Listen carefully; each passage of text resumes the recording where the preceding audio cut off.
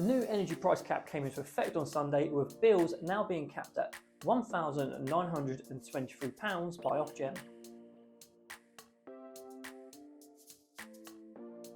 My name is Jack Reeves and we are back today with another episode of Tax Tidbits, where the price cap has reduced by £527 compared to last winter and £151 compared to the previous 3-month period. This cap affects 29 million households in England, Wales and Scotland by putting a limit on the price per unit energy companies can charge households for their gas and electric usage. This price has been capped at 6.89 pence per kilowatt hour for gas and 27.35 kilowatt hour for electricity. The cap represents the average annual cost based on 2,900 kilowatt hour of energy and 12,000 kilowatt hour of gas. To get a more accurate representation on your personal savings from the price cap, make sure to use the cost per kilowatt hour combined with your personal average usage, as this will vary for your household. Although this energy price cap is set to increase slightly by £73 per year on average from January due to forecasted increases in wholesale energy prices. The average interest rate available for 5-year fixed mortgages fell slightly below 6% for the first time since July last week, caused by the Bank of England interest rate remaining at 5.25%. Brokers now say there is a much stronger chance for some mortgage holders to obtain a rate below 5% than in the last couple of months. However, the banking trade body UK Finance says that around 800,000 fixed mortgage deals are set to end in the second half of this year, with a further 1.6 million ending next year. This means borrowers are still very likely to experience payments increasing by hundreds of pounds each month when they have to renew their mortgage.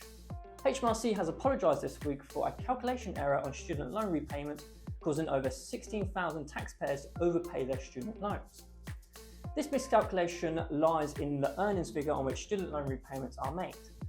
These earnings should include any benefits in kind which are subject to Class 1 NICs, such as meal vouchers. However, they should not include any benefits which are subject to Class 1A NICs, such as company cars.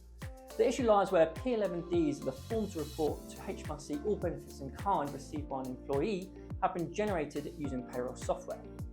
This is because the self-assessment system cannot distinguish between these payroll benefits in kind and the PAYE income amount, resulting in a Class 1A NICs being included in the earnings calculation, boosting earnings and therefore wrongfully increasing student loan repayments. This error dates back to 2016, with the average over-repayment estimated to be £104. These taxpayers now have a choice between receiving a refund or leaving the overpayment to be offset against their outstanding student loan value. The cost of a first-class stamp has now risen from £1.10 to £1.25, the third rise implemented by Royal Mail in the space of 18 months. The increase is due to people sending fewer letters, with the number of households rapidly increasing while they have to operate in line with the Universal Service obligation, which requires the company to deliver letters to all 32 million UK households 6 days a week. These conditions have caused Royal Mail to experience higher costs but declining stamp sales.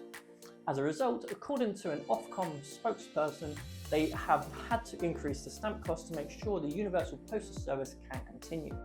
The interest the government pays on national debt has now increased to 5.05%, the highest rate in 20 years. The government borrows money by selling bonds to financial institutions in the UK and abroad, such as pension funds, banks and insurance companies.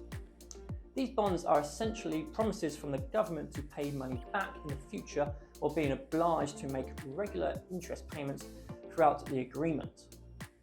A higher rate of interest on these bonds means that the Chancellor, Jeremy Hunt, will have to set aside more money to cover these interest payments. The UK currently owes around £2.59 trillion on bonds, meaning this increased interest will amount to £23 billion. This increase may cause the government to invest less money into public services such as healthcare and schools, which will be confirmed in November's autumn statement. And with that, we've come to the end of today's Tax Tidbits episode.